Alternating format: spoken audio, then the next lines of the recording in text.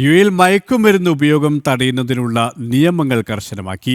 ലഹരിമരുന്ന് ദുരുപയോഗം ചെയ്യുന്ന ഫാർമസികൾക്കും ഡോക്ടർമാർക്കും കനത്ത ശിക്ഷ ഉറപ്പാക്കുന്നതാണ് പുതിയ നിയമം. കുറ്റവാളികൾക്ക് 5 വർഷം തടവും 50,000 രൂപ വരെ പിഴയുമാണ് ശിക്ഷ.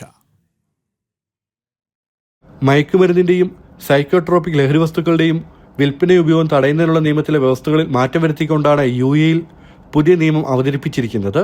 അംഗീകൃത പരിധിക്ക് പുറത്തോ സാധുവായ കുറിപ്പടിയില്ലാതെയോ മരുന്ന് വിതരണം ചെയ്യുന്നവർക്ക് പുതിയ നിയമം കർശനമായ ശിക്ഷ ഉറപ്പാക്കുന്നു. ഇത് ലഹരിമരുന്ന് ഉപയോഗം സുഗമമാക്കുന്ന കുറ്റകൃത്യമായി കണക്കാക്കും. ഇത്തരം നിയമലംഘനങ്ങൾക്ക് കുറഞ്ഞത് 5 വർഷം തടവും 50,000 ദിർഹം പിഴയും ചുമത്തും. കൂടാതെ ലഹരിമരുന്ന് കേസിൽ ശിക്ഷിക്കപ്പെടുന്ന വിദേശ പൗരന്മാരെ ശിക്ഷാ കാലാവധി പൂർത്തിയാക്കിയ ശേഷം നാട് കടത്താനും പുതിയ നിയമം അനുശാസിക്കുന്നു. മയക്കുമരുന്നുമായി ബന്ധപ്പെട്ട കുറ്റകൃത്യങ്ങൾക്കെതിരെ നടപടി സ്വീകരിക്കുന്നതിനുള്ള അധികൃതരെയും സർക്കാർ പുനർനിയമിച്ചു.